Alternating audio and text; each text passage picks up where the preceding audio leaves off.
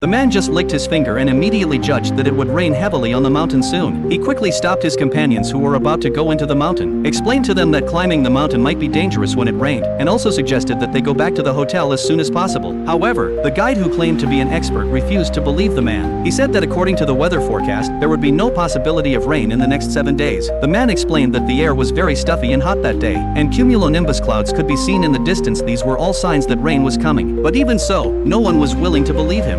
At that moment, his wife came over and slapped him hard. She said that if she were not afraid of making her father-in-law angry, she would not have come climbing the mountain with her husband at all. In her opinion, her husband's behavior made her lose all face in front of everyone. The man was about to explain something to his wife, but she didn't listen at all. She turned around and followed the guide into the mountain. Seeing that no one believed him, the man said to the guide, even if everyone insisted on going up the mountain, at least they should distribute the supplies to everyone. This would increase the probability of survival in case of an emergency. But the guide pushed him aside and told him not to be overly concerned, saying that he would take good care of his wife. The man could only sigh helplessly as he watched everyone walk into the mountain. In fact, this man was a legendary explorer. 5 years ago, when he was climbing a mountain, he risked his life to save his wife's grandfather. To repay him, the grandfather married his granddaughter to him. But the man had never told his wife about his identity as an explorer. Over the past 5 years, his wife had been busy with her career and thought that her husband was just living on her money. She was also cold to him on a daily basis. Nevertheless, the man always remembered the grandfather's instruction and had been taking good care of his wife.